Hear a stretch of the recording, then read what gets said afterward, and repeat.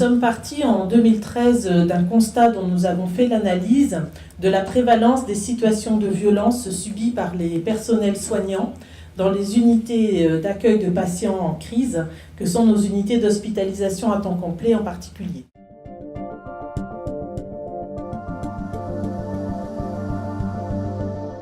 On a constaté que certaines situations sont largement évitables parce que l'information elle est connue, elle est notée quelque part, mais elle n'est pas forcément transmise de façon adéquate à l'ensemble des protagonistes. Un soignant qui, au cours de sa journée de travail, aura une agression verbale ou physique de la part d'un patient, c'est vrai que du coup c'est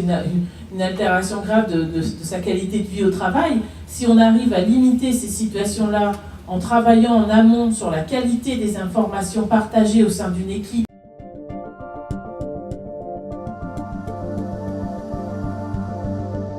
nous avions à l'époque constitué un comité de pilotage pluridisciplinaire avec des médecins issus de la commission médicale d'établissement,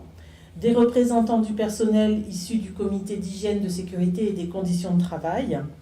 Et ce comité de pilotage comportait également des soignants de plusieurs services représentatifs. Il était copiloté par ma collègue directrice de la qualité et moi-même.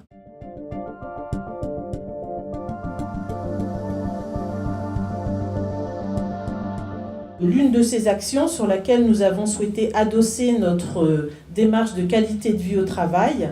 consiste au développement de la réflexion clinique partagée et de la vigilance collective comme réponse justement aux situations de violence subies par les professionnels de santé.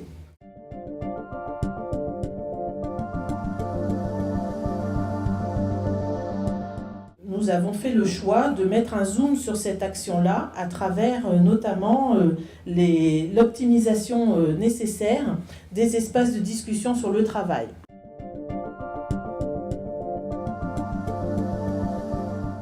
Notre méthodologie nous a amené à réunir un groupe pluriprofessionnel que nous avons réuni en septembre 2016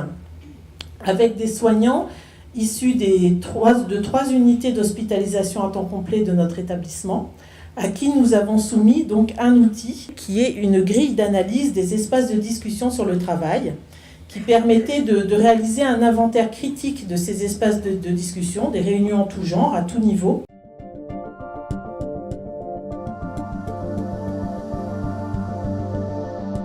De cette expérience, donc c'était une réunion unique que nous avons conduite en septembre, on s'est aperçu que finalement, les personnels qui étaient là n'ont pu citer dans les espaces de discussion sur le travail que ceux au sein desquels ils participaient directement.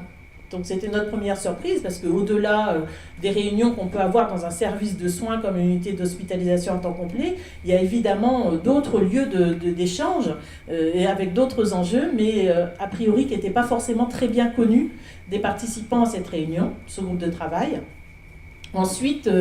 l'autre constat que nous avons fait, c'est que le fonctionnement des staffs n'était pas forcément compris et analysé de la même manière selon les participants.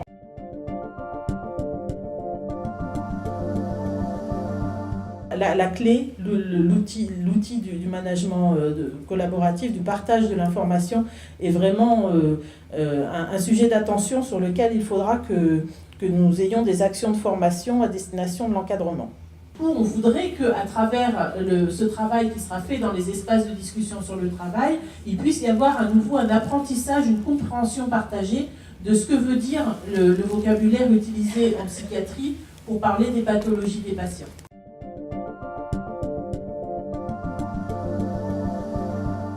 Un peu nouveau dans notre paysage hospitalier de parler de qualité de vie au travail, donc il faut effectivement s'en approprier les méthodes, les outils, le vocabulaire, et c'est un véritable changement de paradigme en termes de ressources humaines puisqu'on passe d'un système où on était focalisé sur les risques psychosociaux, la souffrance au travail, vers, donc qui sont des thématiques, vers une véritable démarche, un processus de qualité de vie au travail. Et on a tous grandi en tout cas dans cette démarche. Je vous remercie.